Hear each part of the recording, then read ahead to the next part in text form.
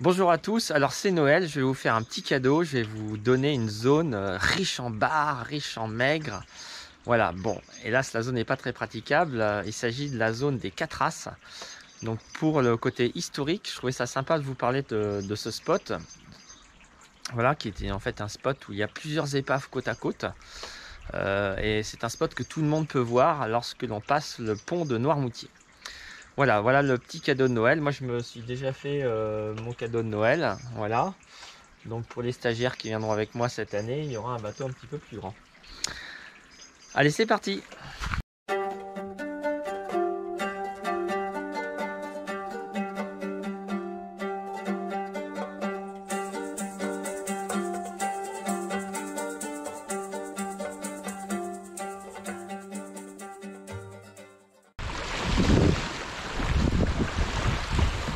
Voilà le pont de Noirmoutier. Donc nous sommes mi-décembre et la visibilité est assez mauvaise, que ce soit dans le Pertuis, en Charente, en Vendée, 44 Bretagne, même dans la vallée de la Rance. Voilà, une mauvaise visibilité. C'est aussi normal parce que l'hiver, avec le froid, l'eau se refroidit, donc il n'y a plus vraiment de thermocline. Il y a un mélange facile des eaux, et en plus comme il y a des arrivées d'eau douce et d'eau sale, tout se mélange. Et donc on a une couche d'eau sale de la surface jusqu'au fond. Voilà un petit peu la période difficile. Bon, il y a quelques endroits où ça a été très abrité et l'eau est restée claire, mais sinon c'est à peu près ça de partout. Donc voilà, on va attendre que le calme commence à revenir, hein. On va attendre que l'eau se décante, voir s'il y a un petit peu de visi qui se recrée par endroit. Sinon, voilà, c'est la période difficile là, jusqu'au mois de mars. En général, c'est la période où il n'y a pas souvent de l'eau claire. Mais bon, il faut bien faire une petite pause hivernale aussi de temps en temps. Alors je profite d'être sous le pont de Noirmoutier pour vous parler un petit peu de ce spot sympa, juste à côté des balises rouges. Alors ce n'est pas autorisé à la pêche sous-marine, juste à côté c'est un chenal, hein.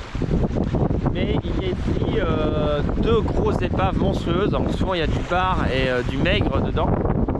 Mais bien sûr on ne peut pas faire de la chasse sous-marine, d'abord c'est trop sale et puis c'est interdit en plein chenal. Voilà. Au départ il y avait 4 épaves, hein, 4 épaves, c'est les 4 bateaux qu'on appelait les 4 As, qui ont voulu se cacher des forces alliées, donc fin de la Deuxième Guerre mondiale. Et ma foi, ils se sont fait repérer juste au moment où ils étaient ensablés. Ils se sont fait repérer par les avions des Alliés. Et donc, quand la marée est montée, ils ont mis les machines en route pour pouvoir partir, mais ils n'ont pas eu le temps d'aller bien loin. Les avions anglais sont arrivés en grande quantité. Ils les ont pilonnés sur place. Et donc, les 4 bâtiments ont été coulés là, au pied du pont de Noirmoutier. Voilà, et 2 d'entre eux ont été ferraillés. Il reste qu'en fait que 2 épaves, mais deux belles épaves. Quand on passe sur le pont de Noirmoutier, hein, quand vous venez en vacances en Vendée et vous passez à Noirmoutier, vous pouvez regarder, si vous passez à marée basse, on voit bien les épaves qui dépassent. Voilà, donc des épaves où il y a du poisson, mais où l'eau est infaisable, marron.